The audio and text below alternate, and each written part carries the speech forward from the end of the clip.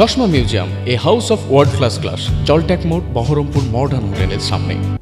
শিক্ষা প্রতিটি শিশুর মৌলিক অধিকার, এই বিষয়কে প্রাধান্য দিয়ে স্কুল ছুট শিশুদের পুনরায় বিদ্যালয়মুখী করতে এক অভিনব উদ্যোগ গ্রহণ করল সুপ্রভা পঞ্চশীলা মহিলা উদ্যোগ সমিতি সংস্থার পক্ষ থেকে আয়োজিত চলমান পাঠশালা কর্মসূচি ইতিমধ্যে এলাকায় ইতিবাচক প্রভাব ফেলতে শুরু করেছে। মুর্শিদাবাদের একাধিক ব্লক এলাকায় উপস্থিত হয়ে শিশুদের মূল স্রোতে ফেরানোর চেষ্টা চালাচ্ছে।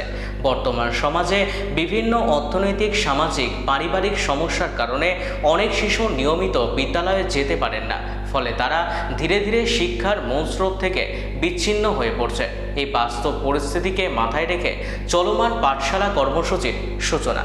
যখন আজকে দেখলাম হঠাৎ করে গাড়িটা আমাদের স্কুলে এসে দাঁড়িয়েছে, তখন আমি বুঝতে পারিনি যে এটা কী। তারপর আমি যখন জানতে পারলাম এটি হলো একটি চলমান পাঠশালা, আমি এতে অংশগ্রহণ করেছিলাম। আমি আর আমার বান্ধবীরা আমরা সকলে মিলে গল্পের বই পড়ছিলাম। এই গল্প পড়ে আমার অনেক ভালো লেগেছে।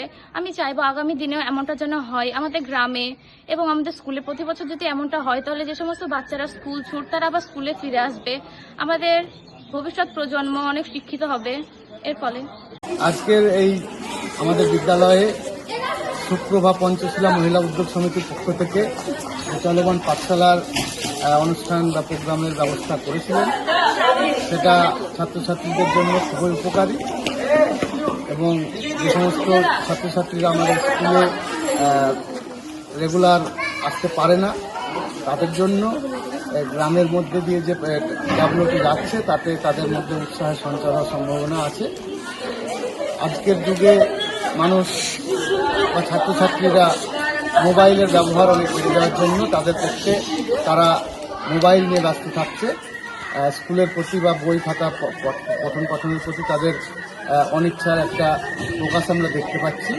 সেক্ষেত্রে এ ধরনের উদ্যোগ যদি মাঝে মধ্যে নেওয়া হয় তাহলে তাদেরকে বইমুখী করা যাবে বলেই আমার বিশ্বাস। এবং বিদ্যালয়ের পক্ষ থেকে সুপ্রভাকে আমার তরফ থেকে অনেক ধন্যবাদ, তারা এরকম একটা সুচারু অনুষ্ঠান এখানে সংগঠিত করার জন্য।